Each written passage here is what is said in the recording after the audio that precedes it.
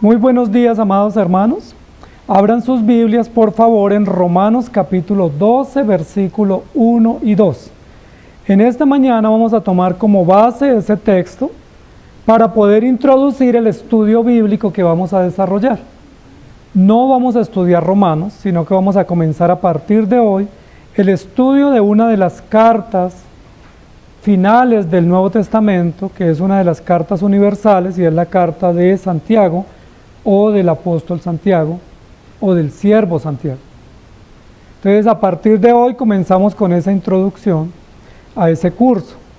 Y vamos a tomar este texto como base por varias razones. Primero, porque normalmente hemos pensado que Santiago y Romanos, o Santiago y Pablo, se contradicen.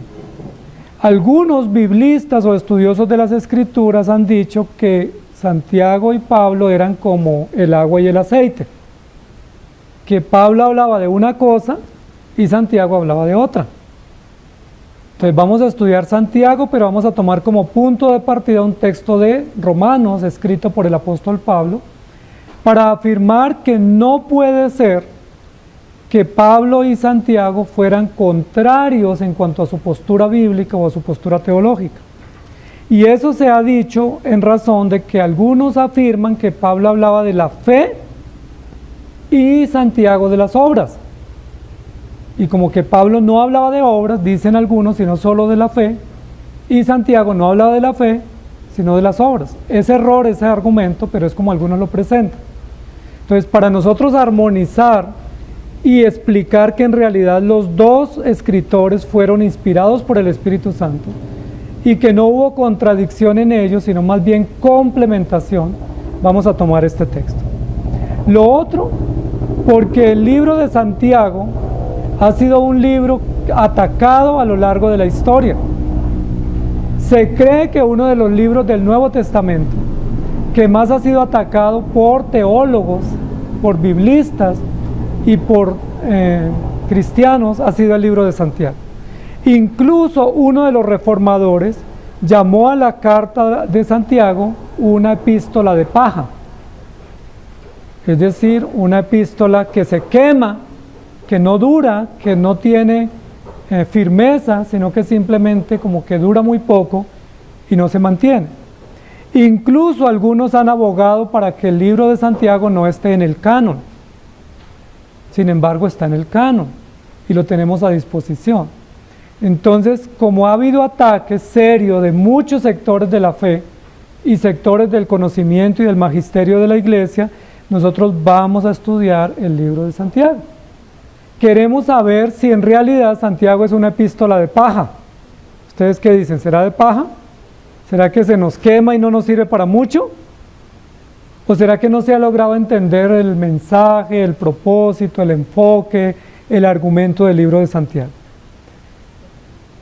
Esto también porque algunos de los que atacan la paternidad y el contenido canónico del libro de Santiago dicen que Santiago no se enfoca en la doctrina o en la iglesia y las doctrinas esenciales, sino que Santiago se enfoca en asuntos de la práctica, ¿sí? Como del buen vivir y las relaciones y los negocios y los viajes y las riquezas, y que eso no puede ser el contenido de una carta canónica, porque según ellos el estilo de las cartas canónicas de Pedro, de Juan y de Pablo eran eminentemente doctrinales y hacían mucha mención a nuestro Señor Jesucristo. Santiago solo hace 2 menciones a Cristo. Entonces dicen, ¿por qué no menciona más a Cristo? ¿Por qué no hace más énfasis en doctrinas como la justificación, la adopción, la redención, la venida del Señor, la eclesiología y todas las demás doctrinas esenciales? Entonces, como no hace énfasis en esas doctrinas, entonces algunos concluyen, entonces no nos sirve. La pregunta es, ¿no nos sirve? Sí nos sirve. ¿Por qué? Porque está en la Escritura, porque es palabra de Dios y porque aunque tome un tópico distinto para explicar o haga un abordaje distinto en su contenido, eso no significa que no sea útil y que no sea inspirado. Entonces, el título de nuestra prédica hoy es Un culto vital. porque el libro de Santiago, aunque plantea prácticas y desafíos de fe y de vida un poco fuera de la iglesia, no deja de ser útil. Amados hermanos, hay dos contextos en los cuales los cristianos nos movemos. Uno es el contexto dentro de la iglesia y otro es el contexto fuera de la iglesia. Dentro de la iglesia, ¿qué tenemos? Enseñanzas, doctrinas, relaciones con hermanos, confesión, crecimiento espiritual, ceremonias cristianas y todo lo concerniente a la liturgia o a la adoración y a la fe con conocimiento. Ese es un contexto, pero no es el todo del cristianismo. No podemos pensar que porque hoy nos reunimos ya cumplimos el todo de la vida cristiana y que a partir de mañana o después de esta reunión pues como que volvemos a nuestra esfera y a nuestra vida común que no tiene nada que ver con la fe. Eso piensan algunos, los que hacen disociación entre lo sagrado y lo profano, entre lo santo y lo mundanal o lo carnal. Sin embargo, el libro de Santiago nos va a plantear que cuando salgamos de este lugar y vamos a nuestras casas, a nuestros lugares de trabajo, enfrentamos desafíos de todo tipo, negocios, enfermedades, relaciones, viajes y toda la vida fuera o pública que también tiene que ver con la adoración a Dios. Y que todas esas acciones en el colegio, en la universidad, en el trabajo, en el gimnasio, en el lugar donde nos movamos, también tiene que ver con el culto. Entonces el culto cristiano no dura 2 horas. Para los que les preocupa el tiempo del culto, el culto cristiano no dura 2 horas. El culto cristiano dura toda la vida, desde que creemos hasta que muramos. Porque toda la vida o es culto para Dios o simplemente es una ofensa para Él. Por eso el título de nuestra enseñanza hoy es un culto de vida, un culto vital, un culto que permanece y no se reduce a una ceremonia de 2 horas. Si no piensen que cuando se dice amén, cierran la Biblia, se despiden, se van y hasta dentro de 8 días se acabó el culto. No, apenas comienza mi culto práctico cuando yo salgo. Cuando dice el pastor o el ministro dice amén, a partir de ahí comienza nuestro culto práctico. Es a poner en práctica todo lo que aprendimos y todos los desafíos y los compromisos que adquirimos. Romanos capítulo 12, versículo 1 y 2 dice: así que, hermanos, os ruego por la misericordia de Dios que presentéis vuestros cuerpos en sacrificio vivo, santo, agradable a Dios, que es vuestro culto racional. No os conforméis a este siglo, sino transformaos por medio de la renovación de vuestro entendimiento, para que comprobéis cuál sea la buena voluntad de Dios, agradable y perfecta. Romanos en su capítulo 12, el apóstol Pablo comienza diciendo que hay un culto que le rendimos a Dios y que ese culto tiene que ver con todas las acciones de vida y debe ser un culto racional, es decir, con entendimiento, con razones, con argumentos. Que todo lo que hacemos para Dios lo podemos explicar, lo podemos definir y tiene una razón de ser. Que nosotros no nos reunimos a hacer cosas que no entendemos. ¿Sí? Que no es que hacemos algo que no sabemos por qué se hace, sino que todo lo que hacemos sabemos quién lo ordenó, cómo se debe hacer y para qué. Y tenemos las razones bíblicas para hacerlo y lo entendemos y descansamos en esas verdades con tranquilidad. Ese es un culto vital, porque parece ser que hay algunos que ofrecen un culto que no entienden ni ellos, que es un culto místico, un culto esotérico, un culto sensitivo, que uno dice, yo no entendí nada, no sé por qué hacen eso allá. No sé si han ido a algunos lugares donde hay ceremonias de culto y uno sale asustado, porque hay cosas extrañas, ¿sí? Hay cosas como paranormales, como fuera de sí. Uno dice, pero esto no puede ser. O sea, ¿cómo pueden hacer esto? Esto parece más bien como una sesión espiritista o de adivinación o como una subasta o cosas así, o un club, pero uno dice, no puede ser que esto sea para Dios. Lo que Romanos nos enseña en este capítulo y lo que nos va a explicar Santiago en toda su carta es que el culto para Dios es un culto de vida, no es un culto de 2 horas, de una liturgia, sino que es un culto de toda la vida. La pregunta es, ¿cómo está su culto? Su culto de vida. ¿Está bien o no? Nosotros siempre que estudiamos temas y libros de la Biblia tenemos un eslogan. Vamos a usar un eslogan en este estudio de Santiago y tiene que ver con lo que estamos diciendo en esta mañana, y es un eslogan doble. Así que lo vamos a comenzar a aprender desde hoy. Lo seguiremos repitiendo todas las semanas para que se nos afirme y para que con el solo eslogan termine siendo como un énfasis de enseñanza y de aplicación para nuestra vida. Entonces, el eslogan es: el Evangelio, un culto hecho vida. Ahí está en sus boletines en la primera línea. El Evangelio, un culto hecho vida, y continúa: la gracia de Cristo nos llena de obras. Entonces, el primer parte del eslogan es: el Evangelio, un culto hecho vida. Entonces, si usted tiene el Evangelio, tiene que vivir en un culto constante, ¿sí? Porque no somos religiosos. Los religiosos tienen cultos dosificados por horas, pero el cristiano tiene un culto diario, porque él está rindiendo adoración a Dios, y eso está en concordancia con uno de los eslóganes de la Reforma, y es: todo para la gloria de Dios. Entonces, el Evangelio, un culto hecho vida, la gracia de Cristo nos llena de obras. ¿Por qué ese eslogan? Porque ese eslogan es uno de los énfasis de Santiago, el tema de las obras. Pero las obras en el libro de Santiago no son obras separadas del Evangelio, ni anexas al Evangelio o a la gracia, sino que son parte integral del Evangelio y parte integral como de testimonio de la gracia.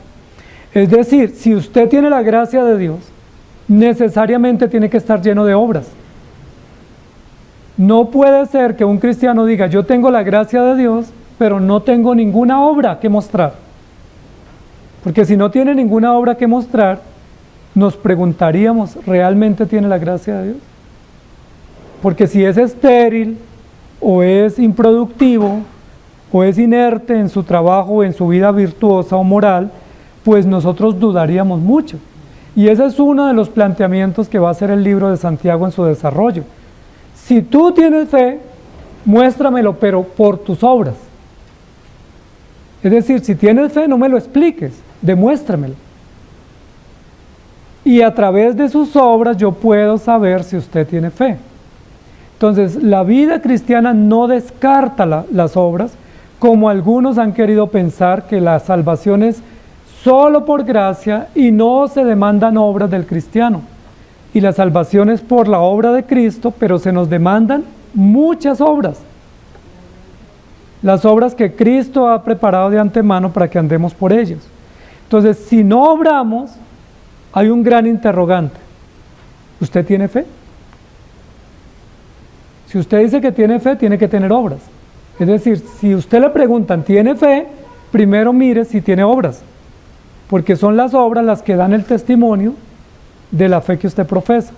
Pero si usted dice que tiene fe y no tiene ninguna obra para mostrar, entonces está en duda su fe. ¿Sí me hago entender? Y ahí encontramos una relación directa entre el libro de Santiago y la postura que presenta el apóstol Pablo. Entonces, un culto vital. Estamos en introducción general. Vamos a tomarnos 3 domingos para hacer una introducción general al libro de Santiago, y luego sí comenzamos texto por texto. Entonces, amados hermanos, el libro de Santiago lleva por autor al hermano, o al considerado y llamado hermano de nuestro Señor Jesucristo, que tenía como nombre griego, como nombre hebreo, Jacobo, y tenía como nombre griego Santiago. Recuerden que en el primer siglo, los primeros siglos, entre palestinos o entre los judíos, había varios idiomas que se usaban públicamente, y los escritores y los personajes de la Biblia generalmente tenían 2 o 3 nombres. Un nombre hebreo, que era el nombre de pila, tenían un nombre griego, que era el que se les daba a través de su cultura griega dominante, y algunos de ellos incluso tenían un nombre heleno o helénico, de la cultura helénica. Entonces es muy importante lo que nosotros vamos a aprender, porque eso que vamos a aprender nos va a ayudar. Si el nombre de Santiago era griego y el otro nombre de ese personaje era Jacobo, el nombre hebreo, ¿por qué no se usa para esta carta el nombre de Jacobo sino el de Santiago? Es una pregunta y la tenemos que ir resolviendo en el transcurso del curso o del estudio. El libro de Santiago, no sé si ustedes lo tienen en algunas Biblias, en la introducción del libro de Santiago, dice que es una carta universal o una epístola universal. ¿Alguno tiene eso? En la primera página donde dice Epístola Universal de Santiago. Algunas Biblias lo traen, no es inspirado, pero es añadido. Pero el libro de Santiago pertenece a una carta universal. Entonces, noten lo siguiente. En la Biblia hay un género en el Nuevo Testamento que se llama el género epistolar. El género epistolar era el género de cartas directas, públicas y oficiales, y existían por lo menos 3 tipos de epístolas. Las epístolas generales, las epístolas personales y las epístolas universales. Entonces hay 3 tipos de epístolas. Una epístola general era como la dirigida a Romanos, o la dirigida a Éfeso, o la dirigida a Corinto, que era una epístola general para toda una comunidad cristiana y que se podía leer en esta iglesia y luego intercambiarla con otra iglesia, como hicieron entre Filipos y Corinto y Colosas, que intercambiaban algunas de las epístolas. Existe también en la Biblia y en el momento del estilo epistolar, epístolas personales, como la que dirigió Pablo a Tito, o la que dirigió Pablo a Timoteo, o la epístola a Filemón, que son personales. Pero también existen epístolas universales.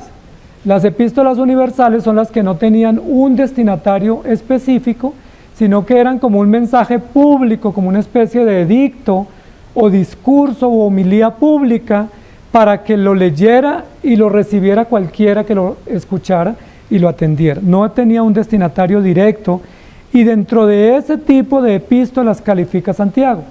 Entonces Santiago es una epístola universal. Hay 7 epístolas universales en la Biblia.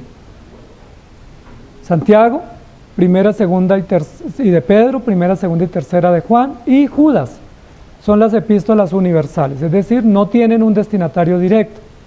Son públicas, son mensajes oficiales, abiertos, no están dirigidos a una congregación, no están dirigidos a una ciudad, no están dirigidos a una persona, sino están dirigidos a una audiencia abierta. Ese es otro tipo de epístola. Entonces es importante eso, porque cuando uno ve los aparentes contrastes entre Pablo y Santiago, pues también tenemos que deducir que esos aparentes contrastes o contradicciones se debe al tipo de epístola. Porque es diferente un libro de normas legales a un libro, por ejemplo, de prácticas de vida. O es diferente un libro de medicina a un libro, por ejemplo, de arquitectura. Los dos nos sirven, pero es distinto, ¿sí? Es diferente un libro de leyes, como Levítico, a un libro de proverbios, como Salmos o como Proverbios mismo. No significa que el uno y el otro no sean palabra de Dios, sino que los dos son palabra de Dios, pero el género o el estilo o el enfoque de la carta es distinto. Mientras Pablo dirige sus cartas a lugares específicos como Roma, como Corinto, como Tesalónica o Éfeso, Santiago escribe una sola carta y la dirige abiertamente para todo un universo de cristianos. Entonces, es una carta universal. ¿Qué otra característica encontramos en Santiago? Santiago es un libro corto, muy preciso, lleno de instrucciones, pero lleno de instrucciones supremamente directas. Una de las características de Santiago es que Santiago iba directo al grano, como decimos popularmente. Es decir, si ustedes le están dando así como la vuelta y no le dicen las cosas claras, vaya a Santiago, porque Santiago le va a decir las cosas de frente, ¿sí? Así, directo, sin anestesia, puede que duela, puede que usted se incomode, pero él se lo va a decir de frente. A los cristianos ricos en la iglesia les decía, ustedes son ricos opresores, mirándolos a los ojos, ¿sí? A otros les decía que eran mentirosos, a otros les decían que se miraban al espejo y no servía el espejo para nada porque no corregían su manera de vivir. Tiene más de 90 instrucciones directas, específicas, sin rodeos. Entonces, ¿quiere usted que alguien le diga las cosas de forma directa? Santiago es el indicado. Santiago no va a suavizar las verdades, no va a ponerle como adorno a las enseñanzas, sino que va directo, y eso es importante también, ¿sí? Porque hay algunos escritores que explican mucho y hay otros que van directo al propósito, y los dos son útiles. Los que explican nos sirven porque nos dan contextos, y los que van directo al grano nos sirven porque nos hablan al corazón, diciendo esto es lo que hay que hacer, y aquí se evalúa su obra o se contradice su manera de vivir. Amados hermanos, estamos ante un culto vital que nos plantea Santiago, muy importante. Santiago tiene como referencia todos los escritos del Antiguo Testamento. Algunos han llamado la carta de Santiago el Proverbios del Nuevo Testamento. ¿Por qué? Porque usa un estilo proverbial, comparativo, de contraste, de síntesis, pero también directo, como lo hace el libro de Proverbios. Y tiene por lo menos 40 referencias al Antiguo Testamento y muchas referencias, más de 20, al Sermón del Monte o al llamado Sermón del Monte de Mateo 5, 6 y 7, cuando Jesús cerca de Betsaida dio unas enseñanzas a sus discípulos.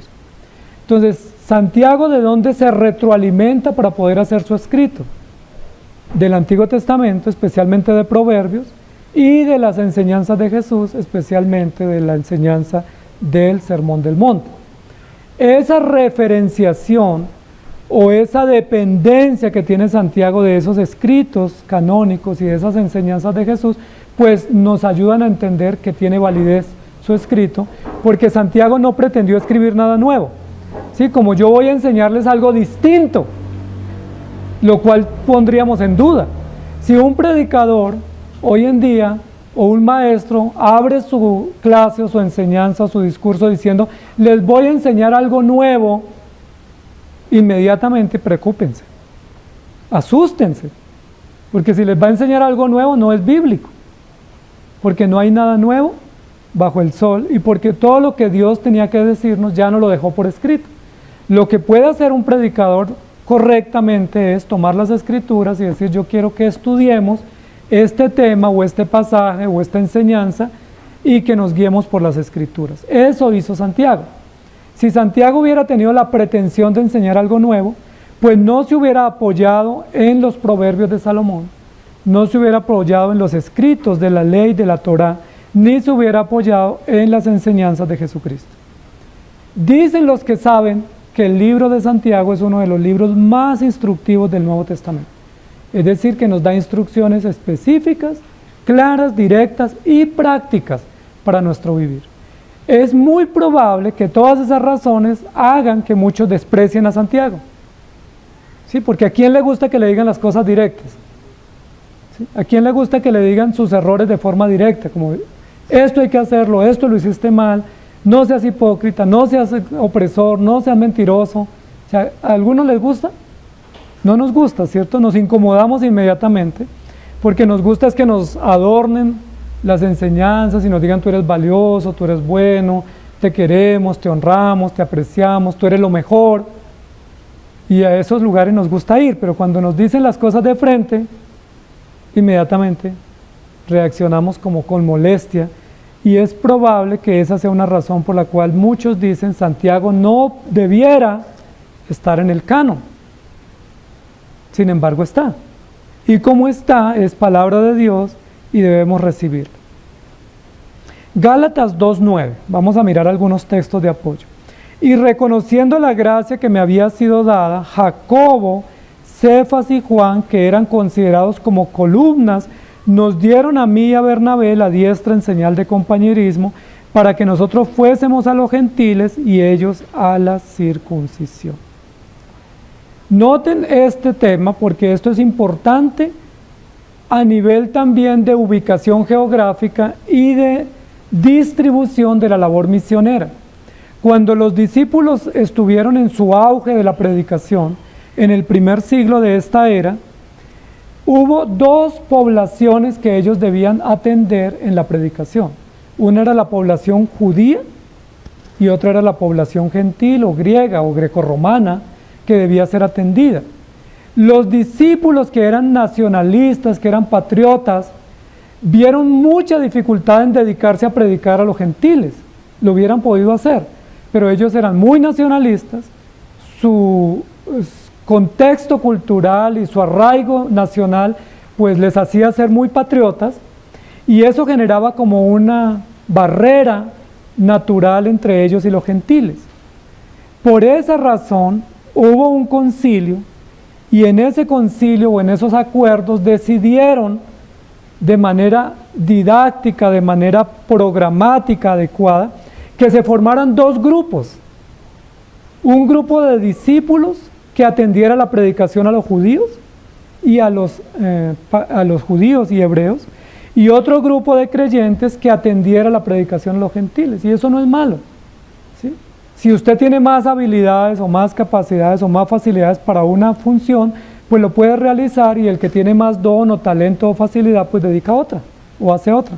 No fue una división, fue una estrategia. Y las estrategias en el reino de Dios también valen, porque si las estrategias son buenas y redundan para la gloria de Dios, pues bienvenidas. ¿Cuál fue la estrategia? Que en Jerusalén se formara un centro de formación, de predicación y de envío de misioneros y predicadores, y de cuidado y de instrucción a la iglesia en Jerusalén, liderada por tres personajes muy importantes en la historia bíblica del Nuevo Testamento: Jacobo, Cefas y Juan. ¿Se acuerdan quién era Cefas? Pedro. Y Cefas, Simón y Pedro eran el mismo. Recuerden que les hablé que algunos tenían dos nombres y otros tenían tres: un nombre hebreo, un nombre griego y un nombre heleno o helénico, que eran las influencias de la cultura en el momento. Entonces Cefas, que es Pedro, y Juan, que era el amigo, compañero de pesca, hermano de Andrés, fueron parte de ese grupo. ¿Y quién estuvo a la cabeza de ese grupo de liderazgo? Jacobo. Y Jacobo es Santiago, ¿sí? Jacobo es Santiago. Entonces pongámoslo en términos que lo podamos entender. Y nos fue dada a Santiago, Pedro y Juan la comisión de encargarnos de los judíos o de los hebreos en Jerusalén, y Pablo y Bernabé se encargaron de los gentiles en Antioquía. Entonces pusieron dos centros de predicación muy grandes, uno entre judíos, Jerusalén, y otro entre gentiles, Antioquía de Siria. Antioquía de Siria. Dos centros de predicación. El uno estaba liderado por Jacobo, acompañado por Pedro y Juan, y el otro estaba liderado por Pablo, acompañado por Silas, por Apolos y por Bernabé, y también Timoteo. ¿Cómo les parece esa estrategia? Ahora, lo que yo quiero hablar acá es que Jacobo o Santiago, del que vamos a estudiar, era columna de la iglesia en Jerusalén. ¿Qué les viene a la memoria una columna? Es decir, era un líder, era un principal de la iglesia, no era un creyente casual, o no era un creyente inestable, o no era un creyente sin compromiso. Estamos hablando de un creyente fervoroso, sólido, consistente, firme, que aquí dice, eran considerados como columnas. Así los consideraba la iglesia en Jerusalén, una columna de la iglesia, es decir, una autoridad, porque las columnas son la estructura de un edificio. Y si Jacobo, Pedro y Juan eran columnas de la iglesia, pues eran los líderes principales de la iglesia, y ellos tomaron esta vocería. En ese sentido podemos decir que Jacobo o Santiago, del que estamos hablando, es un hombre con gran conocimiento, autoridad y compromiso en la fe. En la Biblia y en el Nuevo Testamento hay muchos Jacobo. Otro Jacobo fue apóstol. El que estamos hablando aquí es el hermano de Jesús. Jesús tuvo un hermano que se llamó Jacobo. Y es muy interesante eso que vamos a decir, y quiero que leamos algunos textos de apoyo. Marcos 6:3. No es Jacobo el apóstol el escritor de esta carta. ¿Por qué? Porque este Jacobo apóstol, compañero de los discípulos y discípulo juntamente con Pedro y Juan, fue el primer apóstol martirizado después de Esteban. También se llamaba Jacobo, fue discípulo del Señor, pero fue el primero. ¿Recuerdan que lo subieron al pináculo del templo y lo despeñaron? lo lanzaron al abismo para congraciarse porque estaban matando a los apóstoles y querían intimidarlos, y el Jacobo apóstol fue el primero martirizado en Jerusalén, y como no lograron matarlo cuando cayó de allá del golpe, lo remataron en el piso. El primer discípulo martirizado de los 12 fue Jacobo. Entonces, como fue el primero en los primeros años después de la ascensión de Cristo, no puede ser el escritor. ¿Estamos de acuerdo? No reencarnó, no resucitó. Entonces, el Jacobo que escribe esta carta es el Jacobo hermano de Jesús. Marcos 6:3. ¿No es este el carpintero, hijo de María, hermano de Jacobo, de José, de Judas y de Simón? ¿No están también aquí con nosotros sus hermanos? Y se escandalizaban de él. En este texto dice que Jesús tuvo 4 hermanos por lo menos, hombres más unas hermanas. Y el primero que se menciona aquí de los hermanos de Jesús es Jacobo. ¿Por qué primero Jacobo? Probablemente por la prominencia que él desarrolló en la vida de la iglesia en Jerusalén, y probablemente porque fue uno de los principales después de Jesucristo en la expansión de la iglesia. Jacob, hermano de José, de Judas y de Simón, y también de unas hermanas. Mateo 13:55. ¿No es este el carpintero? ¿No se llama su madre María y sus hermanos Jacobo, José, Simón y Judas?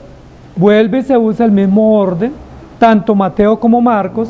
Posiblemente era el orden de nacimiento o el orden de autoridad que ellos representaban en la iglesia y en la vida pública, pero recuerden que siempre se pone en estos dos listados de primero a Jacobo, es decir, Santiago. Jacobo el nombre hebreo, Santiago el nombre griego. Y en Juan 7:5, un dato muy importante, dice, pero ni aún sus hermanos creían en él. Entonces, si Jacobo, incluido con José, Judas y Simón, no creía en Jesús, ¿por qué terminó siendo un fundador o líder o columna de la iglesia y un hombre que escribió cosas maravillosas? Recuerden que los hermanos no creían en Jesús cuando Jesús estuvo vivo. Recuerden que María puso en duda en algunos momentos las acciones de Jesús. Recuerden que Juan Bautista, que fue el pregonero y profeta que abrió la puerta para el ministerio de Jesús, que dijo, he aquí el Cordero de Dios, luego mandó a decirle, ¿eres tú o esperamos a otro? Y recuerden que sus propios discípulos decían, no estamos tan seguros si eres tú o no. Aunque Pedro dijo, tú eres el Cristo, después lo puso en duda. Cuando los discípulos, llamados, entrenados y enviados a predicar, se convencieron de que no había sombra de duda de que Jesús era Cristo, el Hijo de Dios viviente, después de la resurrección. Después de la resurrección. Fue el hecho de la resurrección el que impactó extraordinariamente la vida de los discípulos, al punto que se convencieron. Recuerden que Jesús les dijo, ¿es necesario que yo muera? Y ellos dijeron, no, eso no es necesario, no es útil. Jesús les dijo, yo muero pero resucito. Y ellos, cuando Jesús murió, se remendaron las redes y se volvieron a ir a pescar porque ya dijeron, pues se nos acabó el tiempo y ya no tenemos con quién estar y con quién compartir. Pero cuando María Magdalena y las otras Marías dicen, resucitó y ya lo vimos, y la tumba está vacía, ¿recuerdan qué hicieron Pedro y Juan?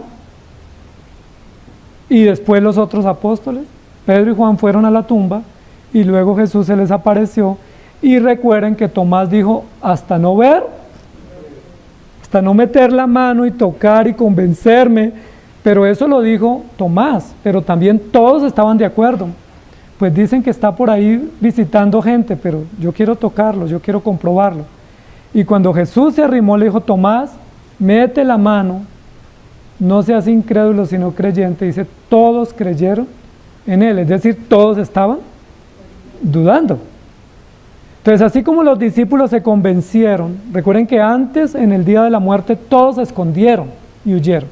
Y después de la resurrección, todos dijeron, si nos es necesario morir, es mejor predicar a Dios o obedecer a Dios antes que a los hombres. De la misma manera los hermanos de Jesús. Según la historia lo registra y también en algunos apartes de la Escritura, los hermanos de Jesús no creyeron en Jesús cuando Jesús estuvo vivo, en sus enseñanzas y en sus travesías. ¿Cuándo creyeron? Cuando Jesús resucitó.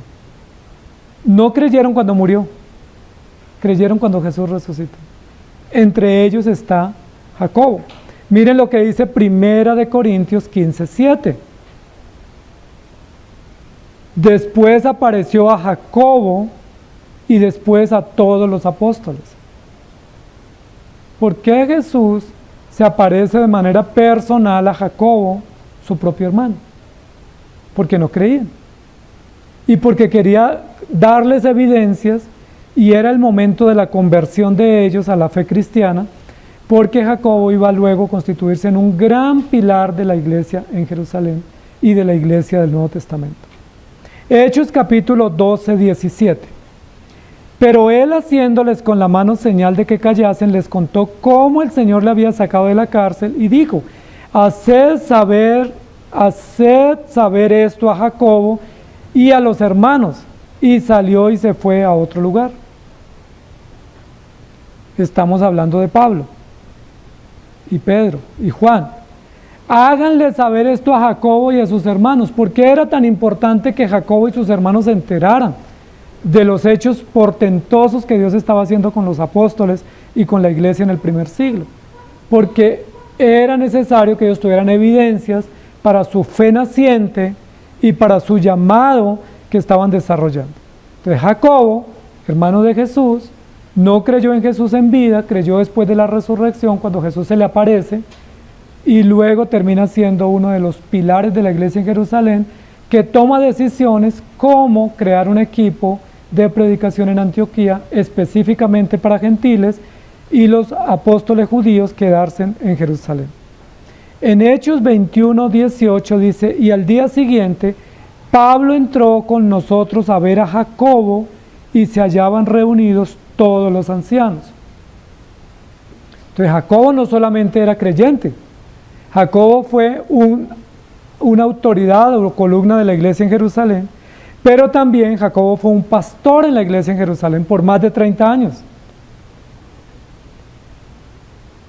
Y tenía y lideraba el consejo o el consistorio de ancianos en Jerusalén, porque dice que estaba con los demás ancianos o pastores o líderes o presbíteros de la iglesia. En Gálatas 2:12 dice: pero antes que viniesen algunos de parte de Jacobo, comía con los gentiles, pero después que vinieron se retraía y se apartaba porque tenía miedo de los de la circuncisión. ¿Se acuerdan que habla de Pedro? Que Pedro pues quería jugar como a dos cartas, pero dice: cuando vino una comisión de los de Jacobo, es decir, Jacobo ejercía autoridad. Incluso Pedro y Juan estaban sometidos o sumisos a la dirección que Jacobo estaba dando sobre el liderazgo de la iglesia hebrea o iglesia judía.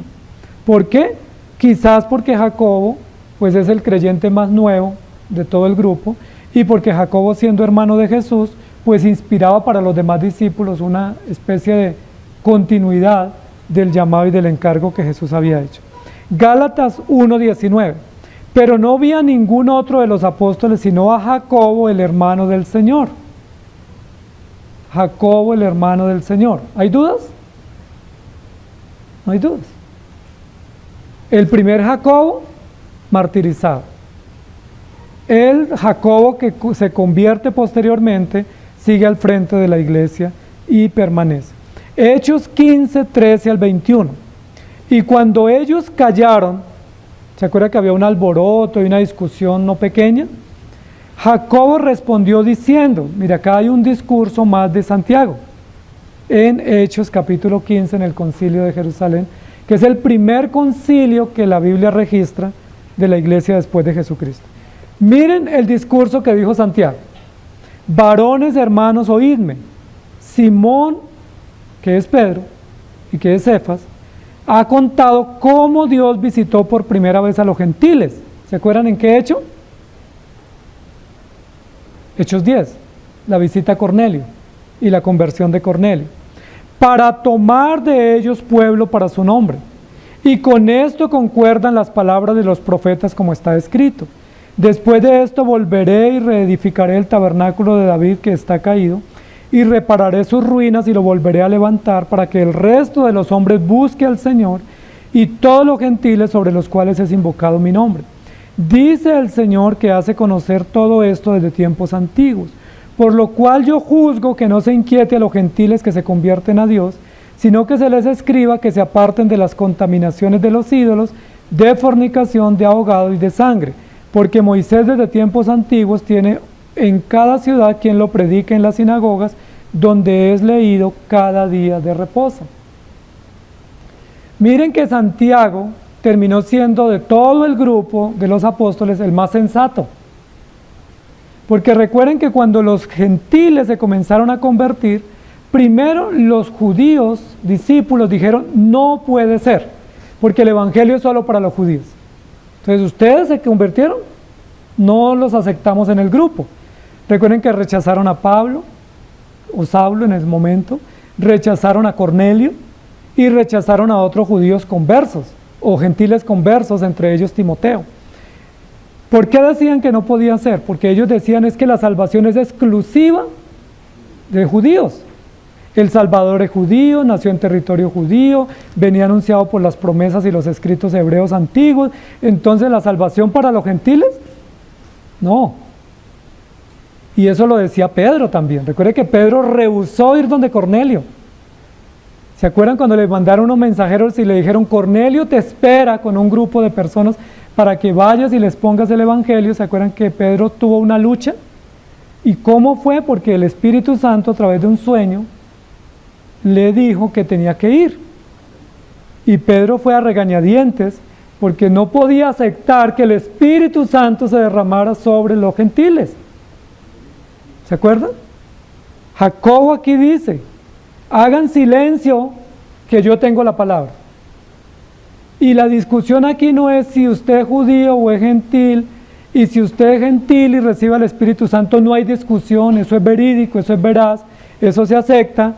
Pero en lugar de reprender a los gentiles que estaban llegando a la iglesia, ¿sabe a quién reprendió Santiago?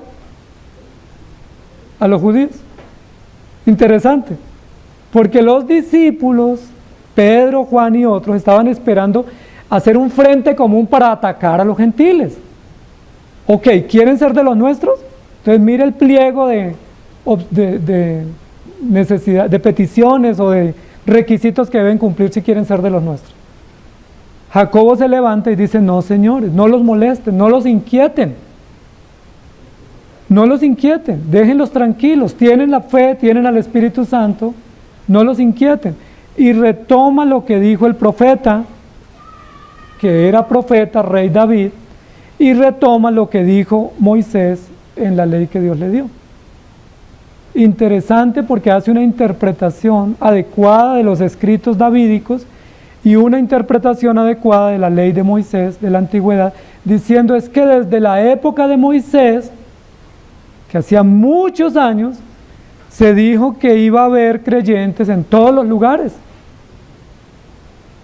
y que iba a haber personas que podían creer y reunirse y congregarse para adorar al Dios vivo. Pongámosles unos requisitos mínimos. Y miren que los requisitos mínimos eran que no se contaminen, que no sean fornicarios, que no coman ahogado y que se abstengan de sangre. Todo lo demás, ¿qué era lo que querían hacer los judíos? Imponerles la cultura judía. Miren lo interesante, a los judíos les habían impuesto la cultura helénica y les habían impuesto la cultura griega.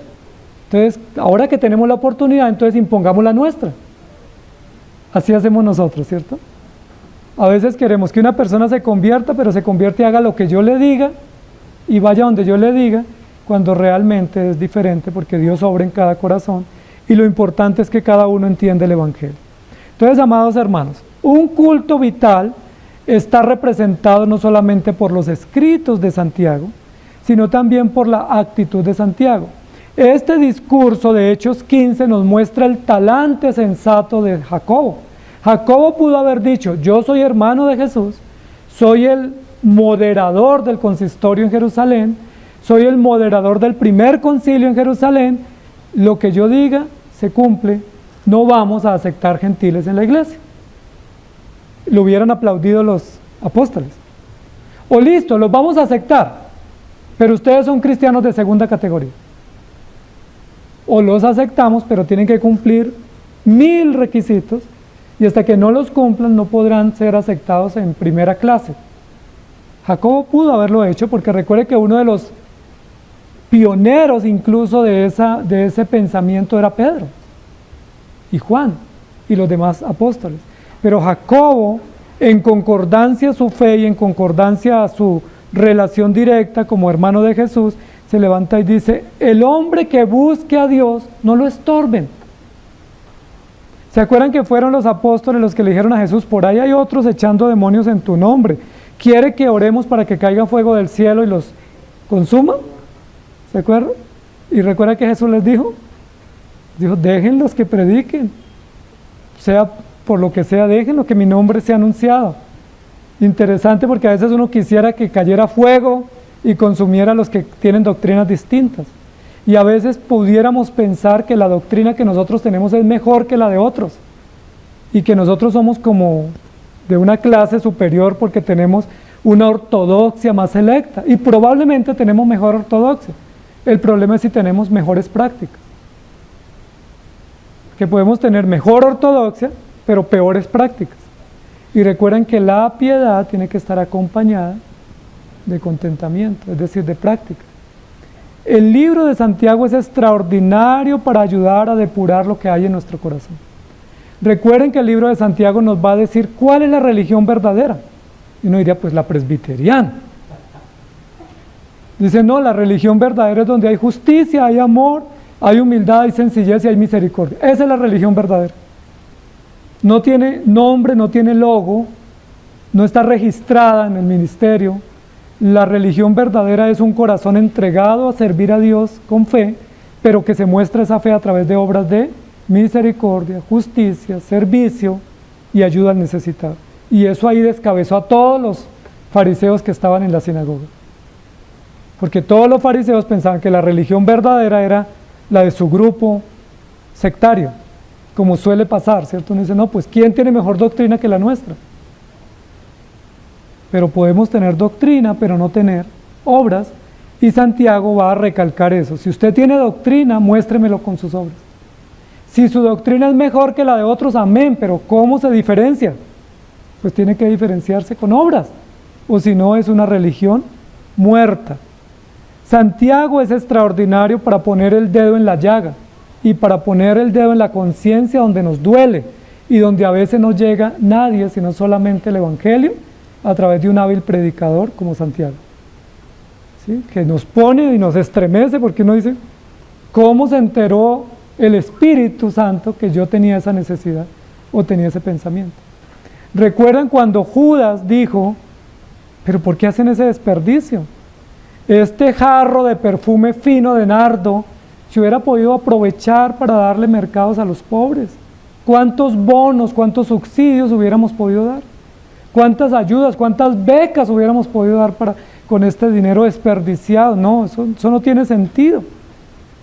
Él lo dijo con ortodoxia y apariencia de piedad, pero Jesús sacó a la superficie y dijo, lo decía porque era ladrón y no iba a robar de eso, venía robando de atrás, porque dice sustraía de la bolsa, es decir, era una práctica sistemática, y lo que él quería era que entrara una mayor cantidad, porque cuando hay mayor cantidad es más fácil sacar y no se nota lo que se saca, ¿sí?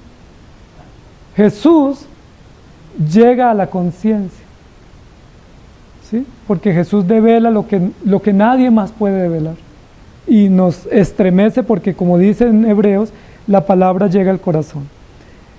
Amados hermanos, el libro de Santiago, escrito por el hermano de nuestro Señor Jesucristo, con un mensaje directo, claro, contundente, es dirigido a creyentes dispersos, y eso también marca una diferencia a los escritos paulinos, porque los escritos paulinos generalmente fueron dirigidos a iglesias constituidas, que tenían ancianos, que tenían servidores o diáconos y que ya tenían un punto de reunión y una fraternidad establecida en las diferentes ciudades, algunos en templos, otros en sinagogas o otros en casas.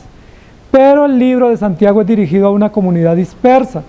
Dice el versículo primero: Santiago, siervo de Dios y del Señor Jesucristo, a las 12 tribus que están en la dispersión, salud.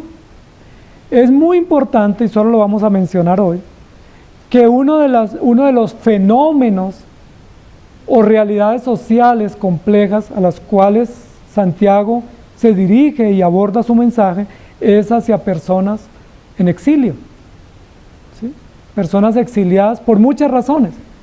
Había personas exiliadas desde la invasión babilónica a Judá, que no habían regresado. Había personas exiliadas desde la invasión al reino del norte por Siria y Asiria, que tampoco habían regresado. Había también personas exiliadas por Tito, que los había exiliado en el año 70. Y había otros que se habían exiliado voluntariamente, ¿sí? Como sucede en nuestros países. Hay personas que salen producto de la guerra o la presión económica, pero hay otros que por voluntad dicen: no, yo me quiero ir del país. Yo quiero irme porque veo que hay mejores condiciones, o tengo familia allá, o puedo desarrollarme mejor. Bueno, muchas razones, no necesariamente políticas o económicas, sino a veces de elección de familia. Esa realidad del primer siglo es muy similar a la realidad nuestra. Recuerden que hay un fenómeno hoy en día en la sociedad, no solamente latinoamericana, sino mundial, de exilio, o lo que llama aquí diáspora, ¿sí? La diáspora era el nombre antiguo para un exilio contemporáneo, que era una manera de dispersar. Ahora, con las situaciones que han vivido algunos de los pueblos latinoamericanos con realidades de exilio por muchas razones, hemos visto que esos ciudadanos terminan dispersándose por todo el mundo, ¿sí? Si no hubiera el fenómeno del exilio, posiblemente las familias estuvieran reunidas, ¿sí? El papá, los hijos, los cuñados, los primos, todos cerca o en el mismo país o región. Pero cuando hay fenómenos de exilio por razones políticas, económicas o de otra índole, las familias se dispersan. Entonces podemos averiguar, y hay personas que dicen: es que tengo un primo en tal país, y tengo uno en otro, y tengo un familiar, y tengo un tío, y uno dice: ¿por qué tan regados? ¿Por qué están dispersos?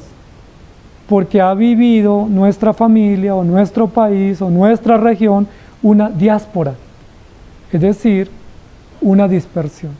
Y el concepto diáspora, que lo vamos a poder desarrollar cuando lleguemos al texto, no hoy, era como el concepto de sembrar. No sé, los que sembraron antiguamente cuando estaban en el campo, semillas, se sembraban esparciéndose, ¿sí? Entonces se cogía una manotada de maíz o de frijol o alberja o la semilla que fuese y se lanzaba, y pues donde cayera se esperaba que naciera. Así se sembraba en la antigüedad, no se hacía un hoyito, no se hacían surcos, sino que se esparcía. Y ese es el concepto de la diáspora, es cuando se esparce algo para que no se pueda juntar, para que quede disperso. A esos pueblos dispersos, o familias dispersas, o compatriotas dispersos, es a quienes se les escribe. Entonces ustedes dirían: pero si se les escribe a las 12 tribus, es decir, judías, ¿por qué Santiago no usa su nombre Jacobo, sino Santiago? Estaba escribiéndole a judíos, pero judíos dispersos, por varias razones. Una, porque aunque eran judíos dispersos, no estaban en territorio judío. Estaban en otras culturas: Babilonia, Alejandría, en el oriente de Europa y en todos los lugares del mundo conocido. Entonces, aunque eran judíos de nacimiento y de ascendencia, su cultura y el medio donde se movían era griego, o era gentil, o era pues otro modo de cultura. Entonces, esa es la razón. Pero otro datico interesante que vamos a ir adelantando, dice que a las 12 tribus, dice: pues las 12 tribus ya no existían. Recuerden que las 12 tribus se desconfiguraron en el exilio sirio y babilónico.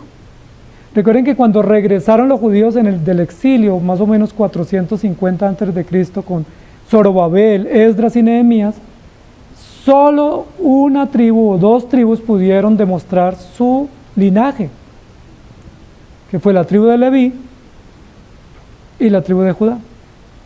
Como solo de las tribus que tenían territorio, que tenían tierra, una nomás pudo demostrar de qué linaje venía, que fue la de Judá, pues por eso solo pudieron recuperar esa región y por eso se llamaron a partir de ahí los judíos. Ya no era Israel, porque todos los demás quedaron mezclados.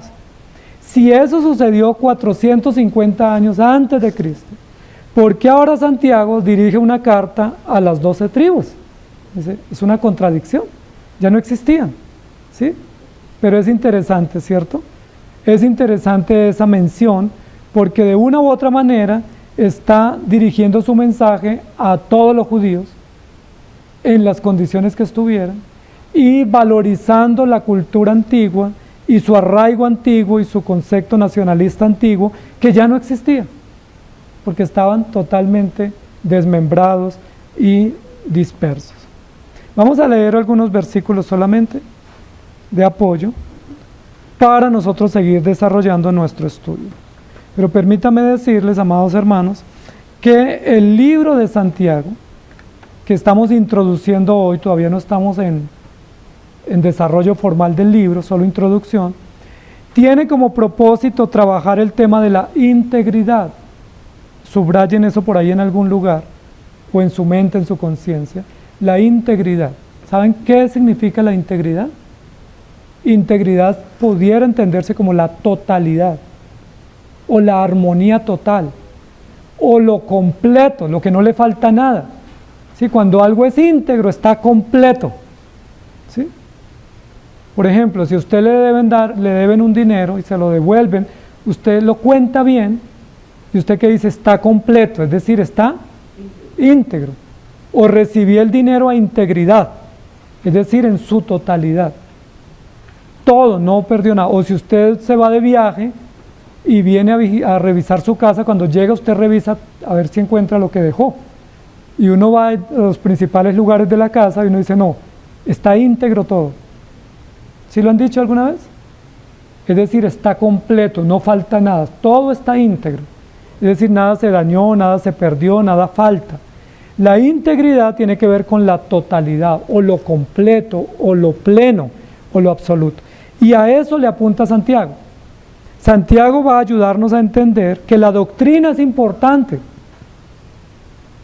pero la doctrina sin integridad no tiene sentido.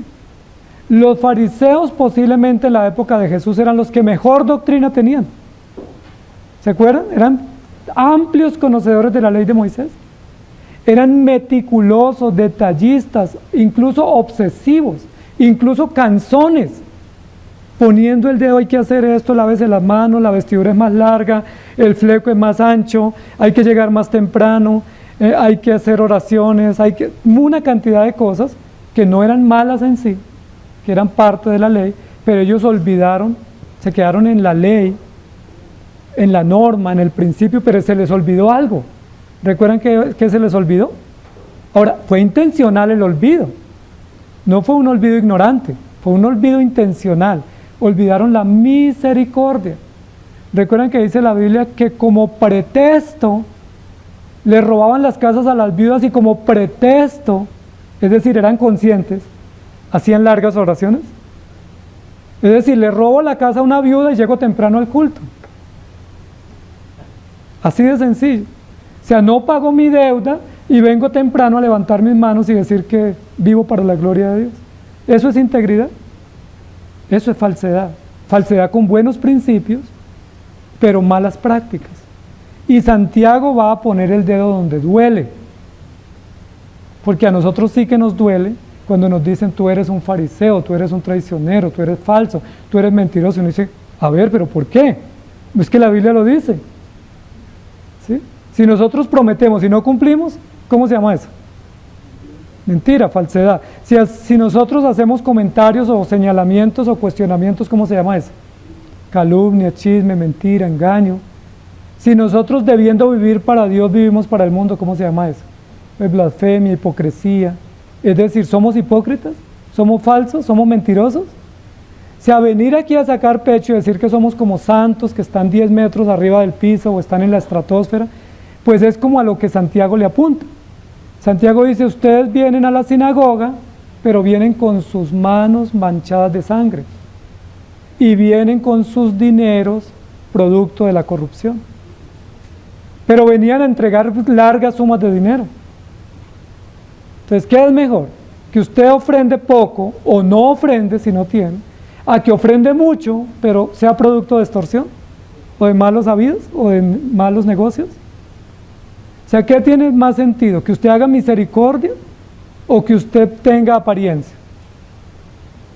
Y Santiago nos va a poner el dedo en la llaga, nos va a poner a donde duele, y nos va a decir, probablemente muy necesario para nosotros en esta época, ustedes tienen una doctrina excelente, confesiones, catecismos, documentos, teología organizada, y todo eso es bueno, gracias a Dios, pero ¿y sus prácticas? Y ahí tenemos que responder. Por eso el culto que Santiago nos plantea es un culto de vida, no un culto de conceptos, no un culto de ortodoxia, sino un culto llevado a la práctica, ¿sí? ¿Han escuchado o han visto ustedes personas que dicen, mire, ese es cristiano, pero el cristiano no tiene nada? ¿O han visto ustedes personas que dicen, yo lo veo en la iglesia, pero es que entre semana vive como un diablo? ¿Sí? Canta como un santo, pero vive como un diablo. ¿Eso tiene sentido? No tiene sentido. Es mejor que no cante tan bonito, es mejor que no haga oraciones tan largas, pero que procure, que se esfuerce, que pida a Dios misericordia para vivir una vida íntegra. Porque si no hay integridad, no hay fe. Santiago 1.1, ya lo leímos, y Santiago 2.1, dice, hermanos míos, que vuestra fe en nuestro Señor Jesucristo, glorioso Señor Jesucristo, sea sin acepción de personas. ¿Qué problemita minúsculo tenían los hermanos a los cuales Santiago les dirige la carta? Acepción de personas, es decir, con ustedes me siento bien, pero que no vaya a venir otro, que si viene otro no me lo aguanto, ¿sí? Si llega otro de otro color o de otra lengua o de otra condición, yo con ese sí, mi fe es buena, pero con ustedes que los quiero mucho y que huelen a rico.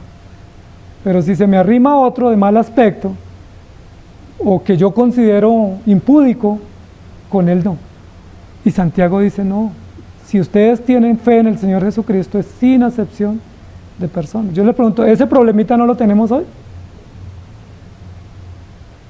Con muchos grupos y con muchos tipos de personas que uno dice, no, yo con esa persona sí. Yo por allá no, a mí no me inviten con esa persona. O con este grupo de personas no lo considero cristiano. Entonces, la integridad hace parte de lo que queremos desarrollar en Santiago, y es que el Evangelio es un culto hecho vida y que la gracia de Cristo nos llena de obras de misericordia, de amor, de justicia, obras de unidad y de servicio. Este es un libro práctico que nos va a ayudar muchísimo. Entonces, amados hermanos, que el Señor nos ayude y bienvenidos al estudio de Santiago bajo el eslogan, el Evangelio, un culto hecho vida, la gracia de Cristo nos llena de obras. Señor, gracias te damos por tu palabra, por ayudarnos a entender lo útil, lo necesaria que es cada porción de la Escritura, por ayudarnos a valorar este escrito, que aunque es corto y aunque ha tenido rechazo por otros, pues está en la Escritura y ha sido preservado, ha sido dejado, ha sido incluido para nuestra instrucción y también para nuestra esperanza.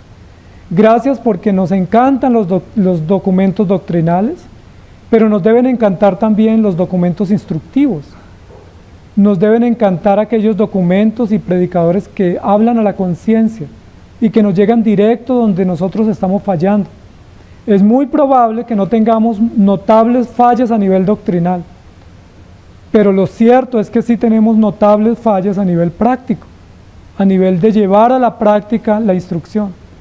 Creemos que tú eres amor, creemos que no podemos juzgar, creemos que no podemos calumniar, pero lo hacemos. Creemos que debemos amar a todos por igual, creemos que todos somos ante ti aceptos, pero siempre marcamos grandes diferencias y rogamos que nos perdones y que a lo largo de la travesía de este estudio tan interesante, tan directo, podamos aprender a ser más íntegros para ti, más honestos, más consistentes en toda nuestra manera de vivir. Todos los que estamos aquí necesitamos esta enseñanza. Necesitamos que tú nos hables y que tú nos muestres en qué estamos fallando. Sí, posiblemente somos injustos, blasfemos, mentirosos, egoístas, hipócritas, chismosos, tantas fallas que podemos estar teniendo, a pesar de que nuestra doctrina y nuestra fe está intacta en ti. Pero una doctrina selecta, sin prácticas selectas, no trae buena ganancia.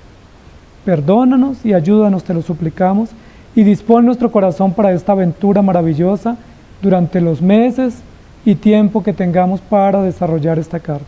En el nombre de nuestro Señor Jesucristo. Amén. Que el Señor les bendiga, queridos hermanos.